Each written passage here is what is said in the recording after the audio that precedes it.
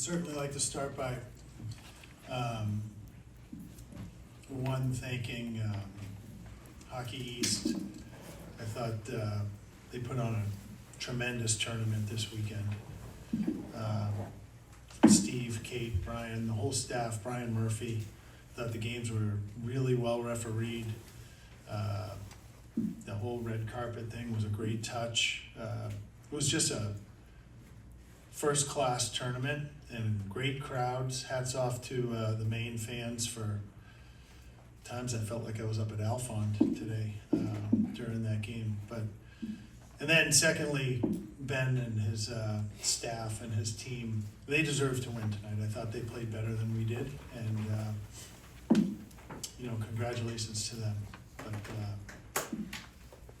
we had a tough start, I thought, but I thought we got it back in the second period and was playing a lot better, and we had some chances, but it was one of those nights when you had a grade A, we missed the net.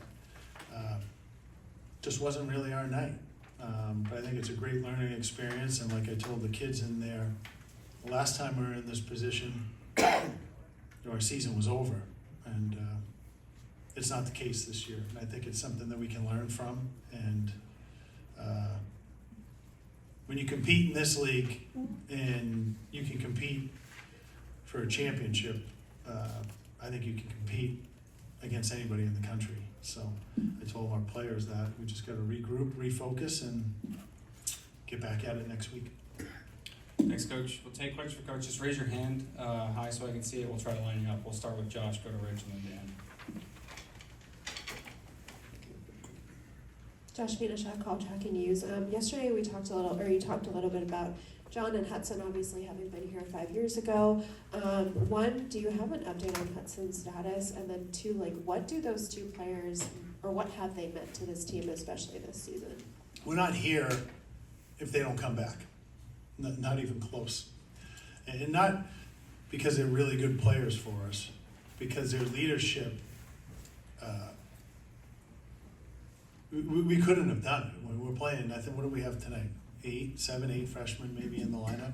You're not going to win a lot of games if you don't have that type of leadership showing them the way and letting them know what the expectations are of a team that wants to compete for a championship. So from that standpoint, they're invaluable to me for this program. I have the utmost respect for them, because in today's world, you don't see many kids coming off the season that we had last year, and they could go transfer wherever they want, stay for a 5th year because they didn't like the way their career ended, and they thought it could end better, and already it has, because we're going to the first national tournament we've ever been to. So from that standpoint, that's great. And as far as Hudson's status, it's a day-to-day type thing. Hey, Mike, Rich Thompson, Mass Live. Kind of on that theme, on Sunday you're going to be rewarded for your entire season, not just what you did in this tournament or what didn't happen in this tournament. Right, yeah, and I told the group I'm really proud of them. And I've been doing this a long time, and I've been in this game a lot, on both sides of it.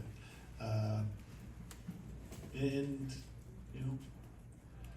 sports can humble you, and we got humbled tonight. I thought Maine jumped us early, and it was hard for us. We wanted to score first and try to take the crowd out of the game, but that wasn't the case.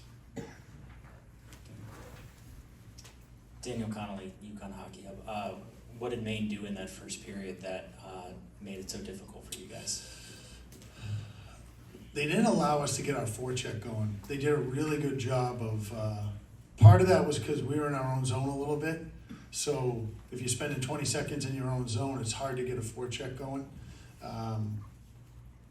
And I thought we were just disconnected on our forecheck. We'd have one going, but 2 wasn't there. And you need 5 guys connected to really establish it. Now we got it going in the third. We got some turnovers in the third, and if that play isn't offsides, it was close, and it was offsides.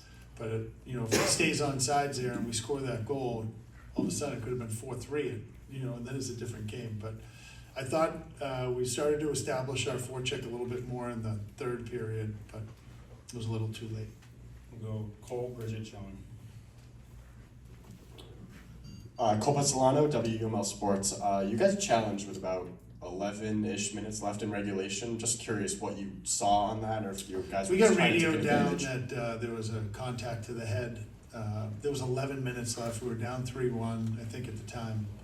And we kind of took a chance. If you get a 5-minute major there, that could change things a whole lot. It wasn't like I was going to get a penalty for challenging at that point. I didn't see the need to save it. It was close, They just said it wasn't 5. It probably should have been a penalty, but it wasn't 5. Did health play a factor at all in your goaltending decision today, and what went into deciding to play Music? We've switched all year long. That was a decision. We've rotated all year long. Crazy. John.